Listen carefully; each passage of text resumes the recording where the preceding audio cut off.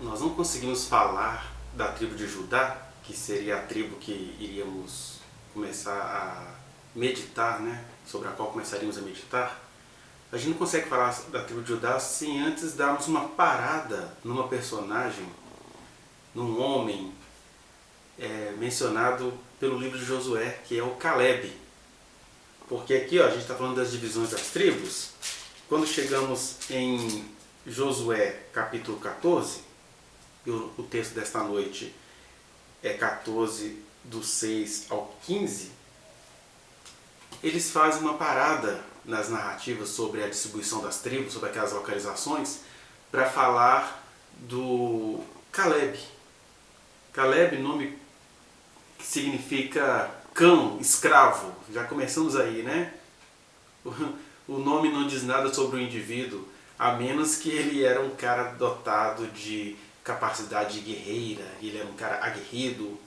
Fora isso, ele não tinha vida de cão, ele não era escravo de nada, ele sempre foi valente no Senhor. Mas Caleb significa cão, significa escravo. É um nome muito querido por causa do Caleb, o conquistador da Terra Prometida, né?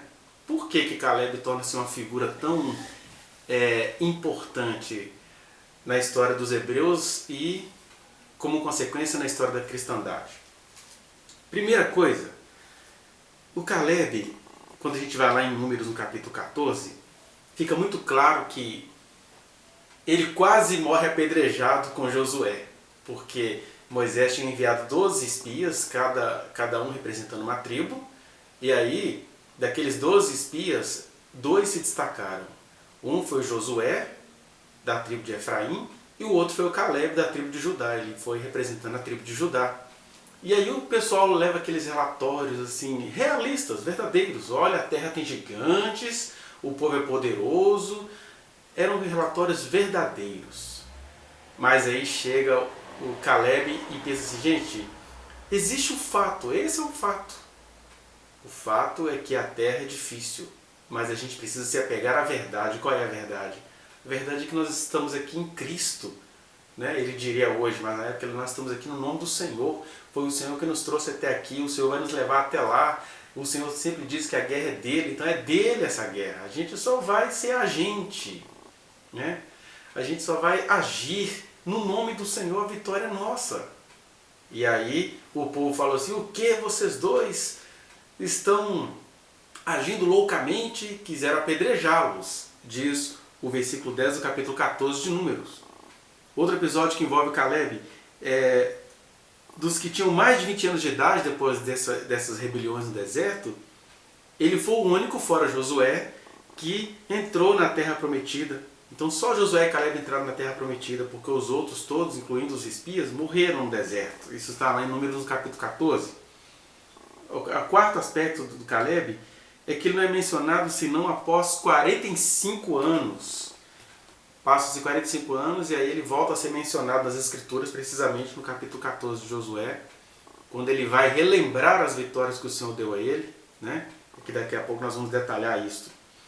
E em meio a isso, ele ainda participa de várias outras conquistas na terra de Judá, né? Especificamente ali na região de Hebron, que vem a se tornar uma cidade importante, né? Hebron, por exemplo, é a cidade que Davi conquista, que Davi foi coroado como rei de Judá. Aí só 7 anos e meio depois que ele reinou em Hebron, é que ele passa a capital do reinado para Jerusalém, que era na tribo de Efraim, na verdade, Jerusalém, né? Na tribo de Benjamim, melhor dizendo.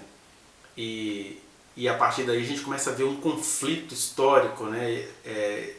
Contra Judá e Israel, porque Efraim iria levar o nome de Israel ao norte, com o tempo, e Judá iria levar o nome de Israel ao sul. Mas é ali no reinado de Davi que começa isso, porque Davi, induzido pelo Espírito Santo, ele criou, digamos assim, a cidade de Jerusalém, né? A fortaleza de Sião. Mas voltando a Caleb, ele acaba, em meio às muitas conquistas, derrubou gigantes, né? Os descendentes dos Nefilins, chamado aqui de Anaquins e os Refaíns. Ele derrubou esses povos todos, mas quando chegou ali na cidade de Kiriat Sefer, né? Ele, por algum motivo que a gente desconhece, ele fala assim, eu não dou conta disso, mas quem conseguir derrotar essa cidade, que era também ali próximo a Hebron, eu vou dar a minha filha Axa em casamento. Aí o Otniel consegue derrotar aquela cidade, e ele se casa com Axa e ele vem a se tornar um dos juízes de Israel, que é o que a gente vai ver no livro de Juízes, né? E por último, é importante a gente lembrar que o Caleb, ele não é mais mencionado nas escrituras, né? Ele acaba ficando ali esquecido, embora ele tenha sido um homem aguerrido e radicalmente confiante no Senhor, ele não é mais mencionado e ele mereceria entrar, por exemplo, para aquela lista de heróis da fé que está lá em Hebreus no capítulo 11. Mas ali o próprio escritor diz, né, o escritor, suspeita-se que foi uma mulher que escreveu a carta aos Hebreus. A pessoa que escreveu vai dizer que era muita gente, era uma nuvem de testemunhas. Ela foi lembrando de alguns e não conseguiu lembrar de Caleb, né? Caleb, o guerreiro, que terá todo o nosso respeito. Agora, eu quero ler com você isso porque Josué 14, do 6 ao 15, talvez seja a passagem mais emotiva do livro de Josué, porque até aqui a gente vai vendo conquistas, carnificinas, uma série de coisas, e dali para frente demarcações geográficas, por assim dizer, dos territórios de Israel. Mas no capítulo 14, a pausa que dá de por que a tribo de Judá vai sendo dada a Caleb, porque a gente sabe que as 3 tribos, né, que eram Rude, Gade e a metade de Simeão, foram dadas ainda no deserto por Moisés, porque eles quiseram. A gente viu isso no vídeo anterior. As outras tribos foram dadas por sorte, eles sorteavam de acordo com as condições financeiras e número de pessoas nos clãs, nas famílias. Mas em Caleb a gente tem uma parada, que é uma parada emotiva. E é bonita, inclusive, a descrição, porque tem até uma canção que vai dizer, né? Que olha lá, quem acha que perder é ser menor na vida, olha lá, quem sempre quer vitória e perde a glória de chorar. E nós temos aqui a história de um homem que sempre obteve vitória, mas ele não estava procurando vitória, ele apenas estava sendo perseverante em crer no Deus de Israel. As pessoas querem muito vitória, querem títulos, eficácia, resultados. E o Caleb, ele conseguiu se conduzir à revelia da vitória, porque para ele vitória era prosperar no Senhor Deus de Israel, que havia falado com eles no deserto. Veja só, Josué, eu vou ler para você e depois a gente vai ver rapidamente 9 lições que a gente pode tirar aqui desse personagem Caleb, do porquê que ele mereceu herdar a tribo de Judá sem sortes, porque se foi errado aquelas outras 3 tribos herdar sem sorte, porque eles cresceram olhão nas campinas e Moisés foi na dele, no caso de Caleb não tem nenhum erro em ele herdar essa terra sem sorte, e nós vamos ver os motivos disso, né? Olha o que diz aqui Josué 14:6. Chegaram os filhos de Judá a Josué em Gilgal, e Caleb, filho de Jefoné, o quenezeu, lhe disse: Tu sabes que o Senhor falou a Moisés, homem de Deus, em Cades Barnea a respeito de mim e ti. Isso é um velho de 85 anos falando com Josué. Tinha eu 40 anos quando Moisés, servo do Senhor, me enviou de Cades Barnea para espiar a terra. E eu lhe relatei como sentia no coração. Tinha um relatório do coração de Caleb. Mas meus irmãos que subiram comigo desesperaram o povo. Eu, porém, perseverei em seguir o Senhor meu Deus. Então Moisés, naquele dia, jurou, dizendo: Certamente a terra em que puseste o pé será tua e de teus filhos, em herança perpetuamente, pois perseveraste em seguir o Senhor meu Deus. Eis agora, o Senhor me conservou em vida, como prometeu 45 anos há, desde que o Senhor falou esta palavra a Moisés, andando Israel ainda no deserto. E já agora sou eu de 85 anos. Estou forte e ainda hoje como no dia em que Moisés me enviou. Qual era a minha força naquele dia, tal ainda agora para o combate, tanto para sair a ele como para voltar. Agora, pois, dá-me este monte de que o Senhor falou naquele dia. Me lembrei de uma canção do Beto Tavares, né? Minha porção, essa herança, dá-me este monte, esta cidade, minha porção. Baseado aqui na história de Caleb. Aí, ó, dá-me este monte de que o Senhor falou naquele dia, pois naquele dia ouvistes que lá estavam os anaquins e grandes e fortes cidades. O Senhor, porventura, será comigo. Dane-se se naquele dia a gente tinha constatado gigantes, porque do mesmo jeito que eu criei no Senhor lá, eu continuo crendo agora. O Senhor, porventura, será comigo para os desapossar, como prometeu. Josué abençoou e deu a Caleb, filho de Jefoné, Hebrom em herança. Portanto, Hebrom passou a ser de Caleb, filho de Jefoné, o quenezeu, em herança até o dia de hoje, visto que perseverara em seguir o Senhor, Deus de Israel. Dantes o nome de Hebrom era Kiriat Arba. Etiaba foi o maior homem entre os anaquins e a terra repousou da guerra. Claro que ele está dando uma panorâmica, né, que deu trabalho. Mas quando fala que ele era o maior entre os anaquins, até os estudiosos falam que anaquim significa também, um dos significados das bizarrices dos descendentes de anjos caídos, era que eles tinham um pescoço longo, né? A gente fica sem saber se era um pescoço torudo, homens, aguerrido, mas era um pescoço grande, os anaquins. E o que dava a eles uma estatura, né? Os homens girafa, digamos assim. Mas olha só, eu queria meditar com você pelo menos 7 princípios que a gente pode tirar aqui da história, dessa narrativa aqui de Caleb, esse homem guerreiro, homem de Deus, homem que confiou no Senhor, porque nós precisamos crer no quanto é importante a gente confiar no Senhor. A gente está numa geração com tantas tecnologias, com tantos suprimentos, e a gente tem dificuldade em confiar no Senhor. E aqui eu estou falando de um homem que recebeu de Deus um sinal quando ele tinha 40 anos de idade, em nome da perseverança dele, mas que foi receber essa bênção que Deus prometeu outros 45 anos depois. Então, quando ele tinha 85 anos, ele vai relembrar isso tudo, né? E aí ele escapa da sorte, porque ele já era a sorte em pessoa por confiar no Senhor. Primeira coisa que a gente tem aqui é que o Caleb, ele ouviu a voz do Senhor, e mais do que isso, ele confiou na voz do Senhor, porque vai dizer aqui, ó, tu sabes que o Senhor falou a Moisés, homem de Deus, a respeito de mim e ti. Versículo 6.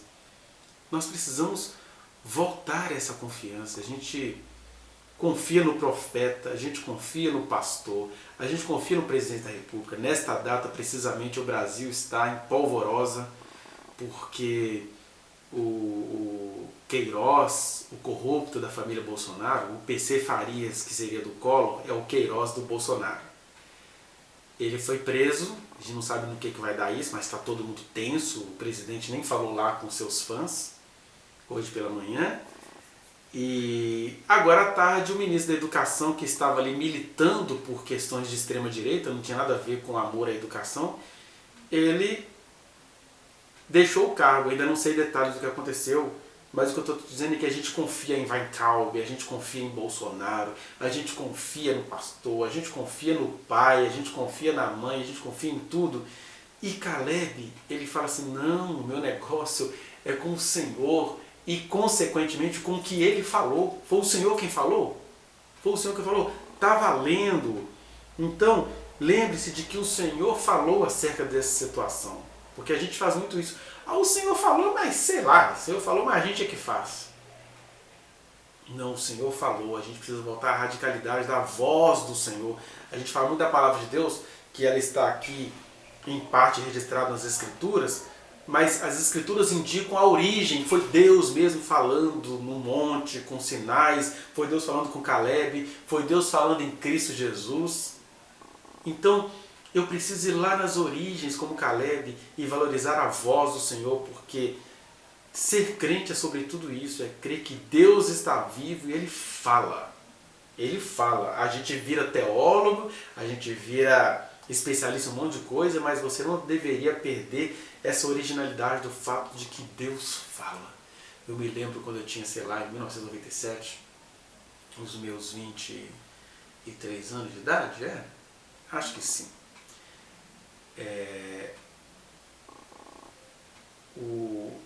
Eu tinha toda uma tradição cristã e eu ficava pensando, Deus fala, tal, que um dia ele me surpreendeu. Ali no comecinho do meu casamento, a gente grávidos da nossa primeira filha, e ele nos falou coisas há 23 anos. E a nossa vida vem sendo conduzida por aquilo que Deus falou. E eu olho para Caleb e fico pensando, eu não posso esquecer do que o Senhor falou. Eu não tenho que olhar a aparência, não tenho que olhar o que morreu, não tenho que olhar o que deixou de existir, eu tenho que olhar e ouvir e praticar o que Deus falou. A segunda coisa que a gente aprende com Caleb é que o relatório de Caleb, né, eu já tinha dito isso, mas eu vou enfatizar aqui para você. Olha, existe o fato e existe a verdade. O fato, Noé foi flagrado pelo filho mais novo, deitado, desnudo, estava chapado. A verdade, Noé andava com Deus. A gente deixa o tempo todo a verdade ser engolida pelo fato. O fato, Davi não resistiu à mulher deliciosa do seu comandante. Esse é o fato. Pagou caro por esse fato. A verdade, Davi foi o homem segundo o coração de Deus. Ele não viveu na prática do pecado. O fato, os espias viram que a terra era cheia de gigantes. O povo era poderoso. Isso era fato. Não tem mentira aí não. Mas há algo que é maior do que o fato. É a verdade. A verdade é que Deus falou. O Senhor pelejará por vós e vós calareis. Disse isso na época da travessia do Mar Vermelho. A verdade. A batalha é minha. Vocês vão, mas eu vou na frente. Sou eu que vou fazer. Quanto mais vocês confiarem em mim, menos derramamento de sangue haverá. Essa é a verdade. E Josué nunca abriu mão dessa verdade. Então, quando você vai vendo lá no versículo 7, no finalzinho, ele fala assim, me enviou a Cades Barnea para espiar a terra e eu lhe relatei como sentia no coração. Ele estava mentindo? Não. O que ele sentia no coração? O que você deveria sentir no coração? O que todos nós deveríamos sentir no coração? São os fatos? É esse empirismo, essa percepção do que eu estou vendo? Ou a verdade que nos habita? Conforme Davi vai dizer lá na frente, Senhor, eu sei, o fato é isso, eu sou pecador. Tu, porém, te comprases na verdade no íntimo. Deus está de olho na verdade no íntimo. Qual é a verdade que você carrega no seu íntimo? Porque foi isso que importou para o Caleb aqui. Ó. Não interessa o que está acontecendo. Eu tenho uma palavra do Senhor pulsando em mim. O Senhor falou que a vitória é nossa. O Senhor falou que Ele vai nos fazer entrar lá. Esse é o relatório que eu tenho para trazer para vocês. A terra é boa. Por isso que os caras são fortes, porque a terra é boa. Se os caras são fortes, é um detalhe. O Senhor está dizendo que vai nos dar aquela terra. Volte à verdade do seu coração. Não fique com os fatos, não. O fato é que o resultado é para a morte. A verdade é a palavra do Senhor em você. O fato é que o problema do tamanho do monte, a verdade é, se você tiver fé do tamanho de um grão de mostarda, você vai dizer ao monte, sai do seu lugar, e ele vai sair do lugar. Porque o fato nem é você fazer o monte sair do lugar. O fato é você andar conforme a voz e a palavra e a verdade de Deus que te habita. Porque Deus não está aí também para ficar fazendo espetáculo, show. Mas Deus sempre nos surpreende quando a gente troca os fatos da vida pela palavra que Ele nos confiou. A quem Deus não falou, Deus não vai cobrar. Mas a quem Deus falou, Ele está de olho, se você está de olho nos fatos ou na verdade que Ele plantou no seu coração. A terceira lição que a gente tira é a perseverança. Porque a gente pega o Caleb para pregar sobre empreendedorismo, para pregar sobre como fechar seus negócios, como não desistir, acredite em você, olhe para o seu polegar, você é uma pessoa única no mundo. Essas pregações de autoajuda, de levantar o ego, mas não é disso que o Caleb estava falando aqui. Ele estava falando de uma outra perseverança. Tem gente que tem um temperamento perseverante, persistente, gente que tem a determinação de virar presidente do país e faz de tudo, né? Vai criando um maniqueísmo e vai criando também um maquiavelismo, né? No sentido de eu vou fazer todos os meios para eu chegar a determinado fim. Os fins justificam os meios. É uma pessoa perseverante, com um detalhe. Não é uma pessoa que perseverou em Deus. Quem persevera em Deus age como Caleb. O que diz os 14, versículo 8 e 9? Meus irmãos que subiram comigo desesperaram o povo. Eu, porém, perseverei. Não. Eu perseverei em seguir o Senhor, meu Deus. Você é perseverante? Talvez você tenha um temperamento mais quietinho, mas você é perseverante em Deus. Porque o que o Caleb fez foi perseverar no Senhor, meu Deus. Tem muita gente que é perseverante. Tem muita gente que é perseverante no Senhor, sabe-se lá. Agora tem gente que é perseverante no Senhor nosso Deus. Essa é a diferença. Não tem nada a ver com o empreendedorismo, tem a ver com o fato de que a gente leva o Senhor, meu Deus, o Pai nosso que está no céu, o Espírito Santo que nos habita a sério. E foi isso que ele fez, né? Ele perseverou em seguir o Senhor Deus, e aí Moisés vai dizer isso para ele no versículo 9: certamente a terra que puseste o pé será tua e de teus filhos em herança perpetuamente, pois perseveraste em seguir o Senhor meu Deus. Ele era Deus de Caleb, ele era Deus de Moisés, e ele é meu Deus, ele é seu Deus. Essa é a perseverança. Se você for lá, por exemplo, no capítulo 14, versículo 24, olha que bonita perseverança de Caleb. Diz assim, porém, isso é Deus testemunhando, hein? Agora, não é Moisés não, sendo rememorado lá na frente, é Deus dizendo isso. Porém, o meu servo Caleb, visto que nele houve outro espírito, que é isso, não é que ele era apenas aguerrido e perseverante, porque ele perseverou em seguir-me. Eu o farei entrar à terra que espiou, e a sua descendência a possuirá. Ou seja, Deus ficou encantado, porque diz o Salmo 25, 14, se eu não me engano, a intimidade do Senhor é para aqueles que o buscam, aos quais ele dá a conhecer a sua aliança. Aí quando Caleb busca o Senhor, confessa com a boca que a guerra era do Senhor, Deus fala para ele, eu vou te conduzir até lá. Todo mundo morreu. E aquele homem que tinha 40 foi fazendo 50, 60, 70, 80, 85. Ele chegou lá. Não foi por determinação pessoal. Foi porque ele perseverou no Senhor, seu Deus. E Deus olhou e falou assim, eu vou te colocar lá. Essa é a verdadeira perseverança. Eu não estou aqui te falando de como conduzir os seus negócios com a força do pensamento, nem da mente do Trump, nem da mente milionária. Estou falando da mente de Cristo, que é você não julgar como usurpação o ser um Caleb, povo de Deus, ou ser Jesus, o Filho de Deus. Pelo contrário, é esvaziar-se para você ser pleno do Espírito Santo em você. Então, a perseverança dele era em Deus.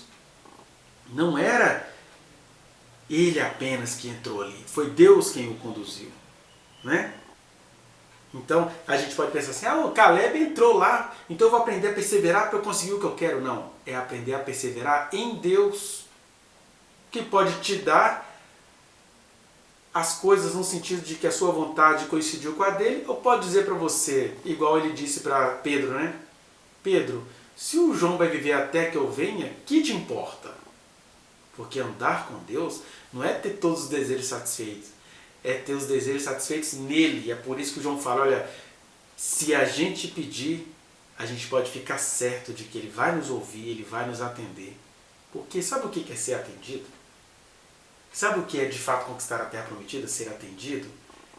É ser ouvido por ele, é ter comunhão com ele, é andar nele, que vai dizer para João, você vai viver até cansar, e vai dizer para Pedro, teu destino é outro, e vai dizer para Caleb, eu vou te colocar naquela terra. Porque o importante não é conseguir, o importante é andar na presença do Senhor. Aquela velha e eloquente frase que Deus falou para Abraão. Abraão, olha no que consiste a perfeição. Anda na minha presença. O que é andar na minha presença? Ande comigo, relacionando-se comigo, ouvindo as minhas palavras. Parecem absurdas, mas eu estou te dando lógicas para você compreender. Você não tem que impor sobre ninguém o que eu falei com você. O papo é comigo, com você, mas anda comigo. Ande comigo. Porque a intimidade do Senhor é para que os que o temem, aos quais ele dá a conhecer a sua aliança. E Caleb conseguiu fazer isso. É engraçado como esses homens se tornam homens de presságios, né? Porque ele conquista Hebron, que também vai ser conquistada por Davi, que vai se tornar ali um centro de muitas questões espirituais. Hebron também era um lugar onde muitos patriarcas, né, e suas esposas foram enterrados. Então vira um lugar simbólico, porque Deus guarda a gente até nos ossos, conforme ele fez com o profeta Eliseu. Aí nesse sentido a gente vai para a nossa quinta verdade. A decisão de Moisés era apenas o reflexo da decisão de Deus. Porque o versículo 10 diz assim, de Josué 14. Eis agora o Senhor me conservou em vida como prometeu. 45 anos há desde que o Senhor falou essa palavra a Moisés, andando Israel ainda no deserto, e já agora sobre 85 anos.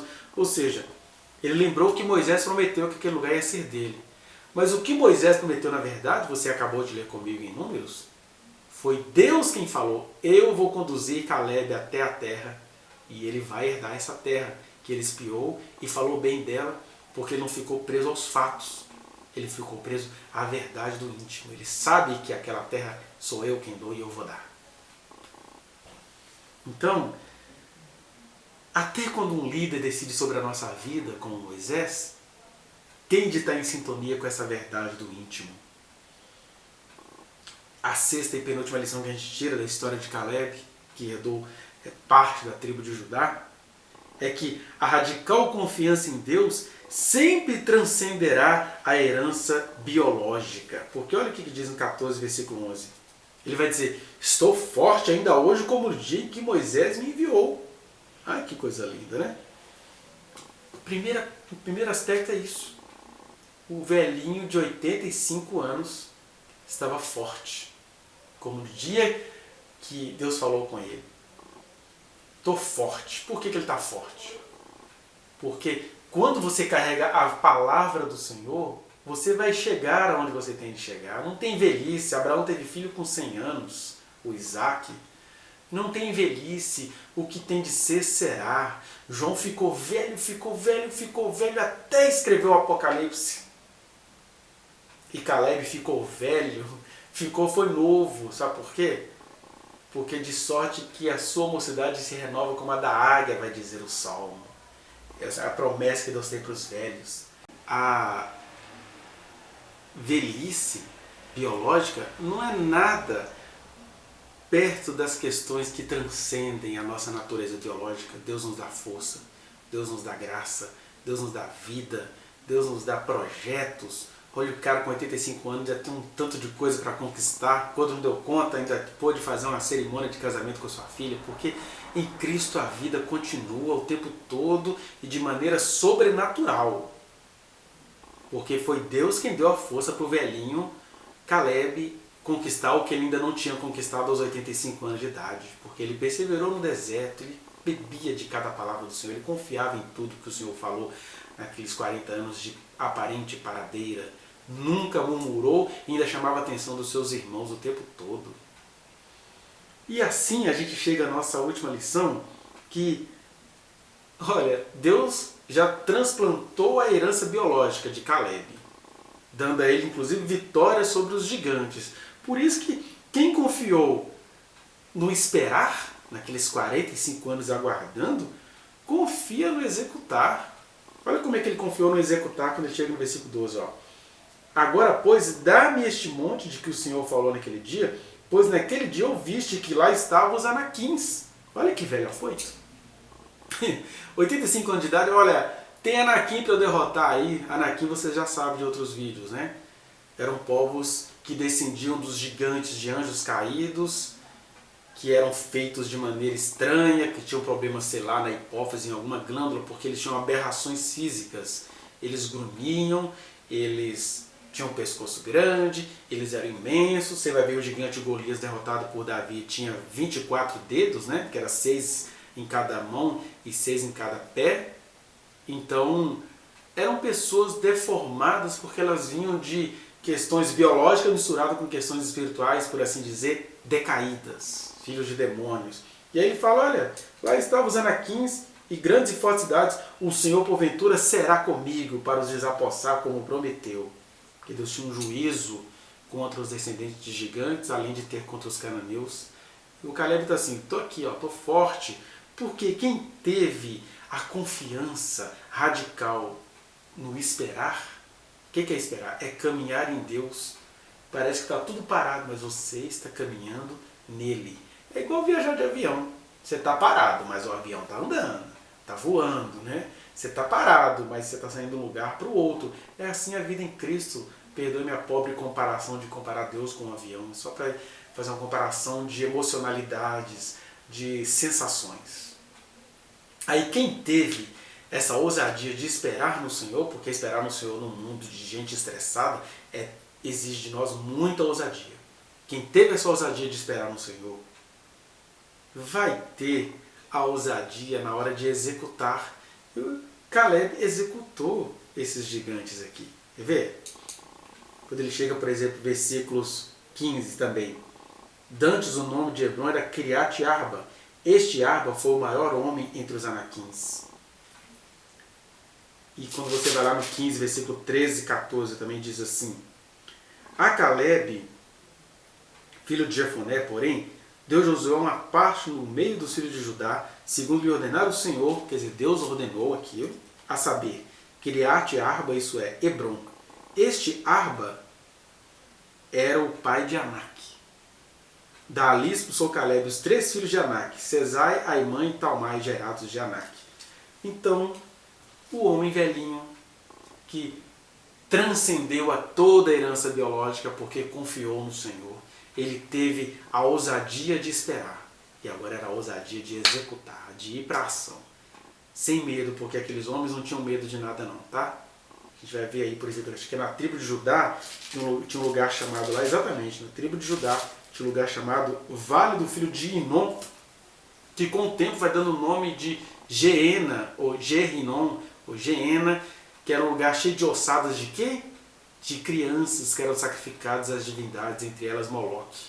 Aquele tanto de osso queimado de sacrifícios humanos que os cananeus faziam. Então eles não tinham medo de morrer para a gente ficar com dozinho deles, não. E o Caleb ousou confiar em Deus e falar, olha, vai na minha palavra, porque eu estou dizendo se aquele povo tem que morrer, porque aquele povo tem que morrer. E sobre essas questões eu recomendo que você veja os vídeos anteriores, inclusive, na playlist de Deuteronômio. Mas o que eu quero convidar você aqui é isso, vamos ser Caleb. O resumo disso tudo aqui é que Caleb confiou radicalmente no Senhor. E aí Jesus, Deus em pessoa, um dia chegou aqui e falou, olha, vem a hora e já chegou, em que os verdadeiros adoradores adorarão ao Pai em espírito e em verdade. Caleb adorou a Deus em espírito, ele esperou 40 anos, 45 anos, adorou em verdade, porque toda vez que ele dava de cara com a realidade, com os fatos, o que valia era a sua verdade no íntimo. O Senhor prometeu que isso aqui é nosso. O Senhor prometeu que ia nos dar força. O Senhor prometeu que a guerra é dele. E aí, Jesus falou, estes são que os pais procuram. Gente que o adore em espírito, que tem intimidade com ele, que sabe esperar nele, que sabe perder nele e também que o adore em verdade, que sabe executar, que sabe produzir, que sabe realizar as obras do Senhor e não as obras da sua elucubração. O limite entre isso e uma mera produção humana, você só vai saber na medida que você for tendo comunhão com o Senhor. Mas Caleb está aí para ensinar isso para a gente. Olha, enviaram um relatório, todo mundo relatou os fatos. Eu, porém, relatei o que me passava no coração. O que passa no seu coração? O que se passa no seu coração? Tem dores, tem desesperanças, tem projetos. Tudo isso tem de ser passado em Cristo. Porque Pedro vai dizer, lancemos sobre ele toda a vossa ansiedade. E ele mesmo disse, Jesus, ele falou, olha, não fiquem ansiosos com os fatos. Quais são os fatos? O que comeremos? O que beberemos? Com o que nos vestiremos? Porque essas coisas os gentios praticam. Buscar em primeiro lugar o seu reino e a sua justiça. Essa é a verdade no íntimo que Caleb confessou. E essas outras coisas serão acrescentadas, seja lá o que isso signifique, só porque quem está em Cristo nem preocupa mais com os fatos, só quer viver nele, executar nele, vencer nele, perseverar nele, porque nele tudo subsiste. Nele você também deveria existir. Que Caleb seja uma realidade na sua vida e que nós sejamos um em Cristo e únicos em Cristo, que faz valer a verdade que Ele colocou no nosso íntimo. Amém?